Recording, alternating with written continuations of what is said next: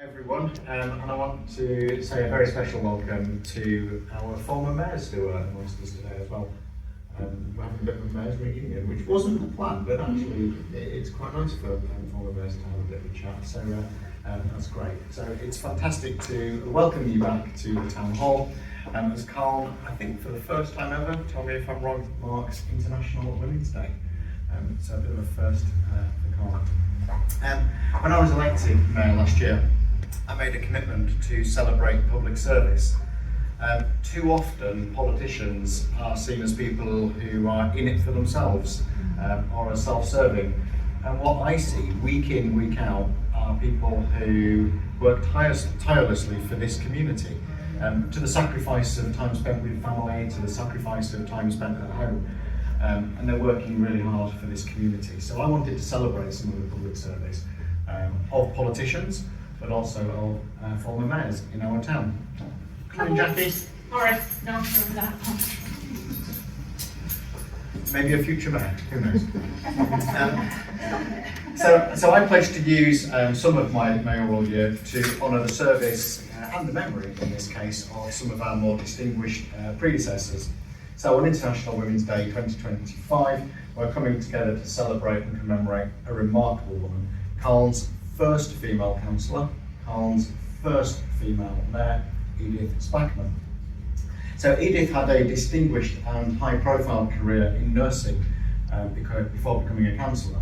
In fact, she, during the First World War, was the very first person to take on some particular duties, which you can read about. So she was actually quite well known at the time as a person in and around the First World War. As a councillor, when the town acquired a new fire engine, she took it upon herself to organise the women of the town to raise funds for new uniforms. It may be that the men had bought a fire engine, but hadn't bought the second part through, so Edith took that upon herself and was very successful in doing that. But if you truly want to understand her character and her unwavering commitment to public service, know that at the end of her mayoral term, when she actually stopped serving as a councillor as well, she donated a house to the town for veterans. So she was very focused on public service and achieving. It's an incredible thing. It speaks of her generosity, but also speaks about what kind of person and leader she was. Before unveiling the portrait today, I wanted to share the inscription on the plaque. We printed it off here as well because it's quite small on the plaque, so you can have a read of it as well after. But it said, "In the advance of civilization and the onward march of democracy, Edith was the first woman to sit on the council and the first woman to have taken the office of mayor." And these words are more than a tribute. They're actually taken directly from speeches made in 1937 at the council meeting that actually elected Edith as mayor. So Alderman Strange, who proposed her, said, "In the advance of civilization and the onward march of democracy, women had had a terrific struggle to gain admission and recognition and to have the opportunity of placing their powers and gifts at the disposal of the Commonwealth and the common good." She was then seconded by Mr. Stanley, who acknowledged the historic nature of her appointment, saying she was the first lady to sit on the council and she was the first lady to have taken the office of mayor.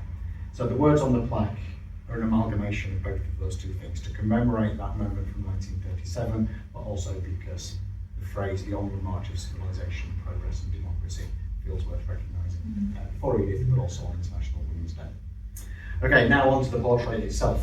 The portrait is bold, it's innovative, it may be a little bit different from what you're expecting today.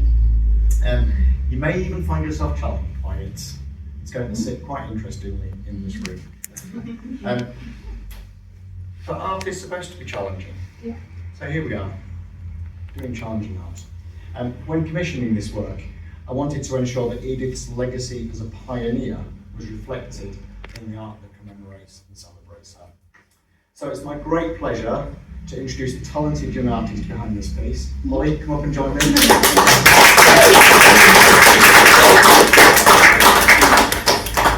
Holly Webb is a digital artist from Calne, whose work is best described as bold, bright, and inspired by manga influences. There's your clues for what we're about to see.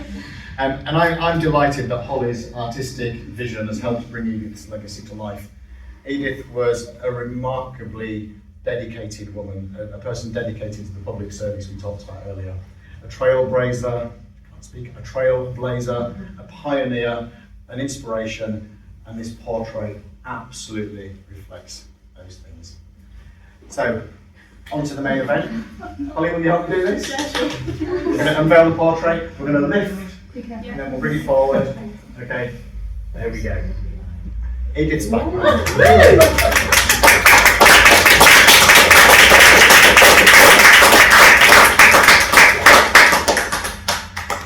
Just so you know, it's going to be hung in this corner right up there, so opposite George Page, so they can look at each other.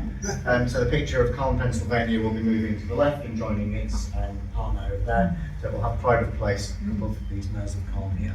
I love it. Brilliant.